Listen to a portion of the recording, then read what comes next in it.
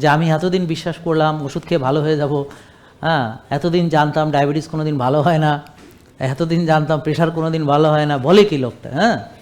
তো এত এত বড় বড় ডাক্তার দেখাইছি, এত বড় হাসপাতালে গেছি, দেশে বিদেশে দেখাইছি, এরা কেউ এ কথা বলে না, উনি পাইলেও কই এগুলো। তা আমি আপনাদেরকে তথ্য দিয়ে সাহায্য করতে চাই। এখানে আমাদের লাখ লাখ মানুষ যারা আমাদেরকে ফলো করেছেন, আর যারা সত্যি সত্যি ফলো করেছেন, তারা এখন শুধু শারীরিকভাবে সুস্থ এরকম না, তারা সেরাদের সেরা হচ্ছেন।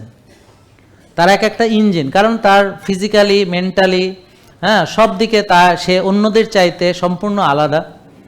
অন্যদের চাইতে তার চিন্তা আলাদা, তার ভাবনা আলাদা, তার কর্মকাণ্ড আলাদা, তার খাওয়া দাওয়া আলাদা, তার রুটিন ডিসিপ্লিন সবই অন্যদের মতো নয়, আলাদা। এই কারণেই সে সেরাদের সেরা হবে।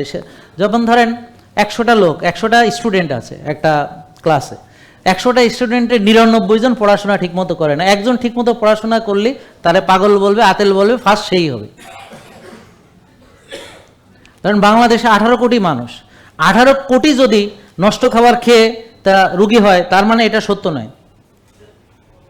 মানে নষ্ট খাবার খেলে তো রুগী হবেই, কিন্তু 18 কোটি মানুষ যদি এই নষ্ট খাবারই খায়, কিন্তু এই খাবারটা সঠিক হবে না, সবাই মিলে খেলেও সঠিক হবে না, কারণ খাবারটা খেয়ে সবাই রুগী হচ্ছে, রেজাল্টটা আমরা দেখতে পাচ্ছি।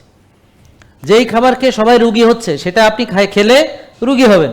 এখন একটা সুস্থ লোক আর একটা রুগী, কে জিতবে? সুস্থ লোক জিতবে। তাহলে এখন ধরেন আমি যদি খেলতে যাই ব্যাডমিন্টন, তাহলে একটা রুগী আমার সাথে খেললে, আমার একই বয়সী একটা রুগীর সাথে আমি খেলে কে জিতবে? সুস্থ মানুষ জিতবে। বুঝেন না কথা?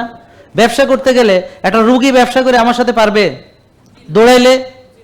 তারপরে যে কোনো বিষয়, কোনো রুগী কি কারোর সাথে পারে না? তাহলে আপনারা রুগী হওয়ার চেষ্টা করে রুগী হয়েছেন, এই জন্যে আপনাদের সঙ্গে কম্পিট করা সহজ আমার জন্যে, আমাদের জন্য, বা যারা সুস্থ আছে তাদের জন্য, বা যারা আমাকে ফলো করে সুস্থ হবে তাদের জন্য ইটস ভেরি ইজি।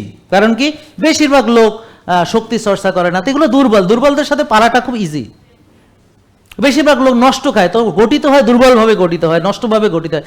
সে আমার সাথে পারবে কি করে? জেকে লাইফস্টাইল, ওষুধ মুক্ত সুস্থ জীবন।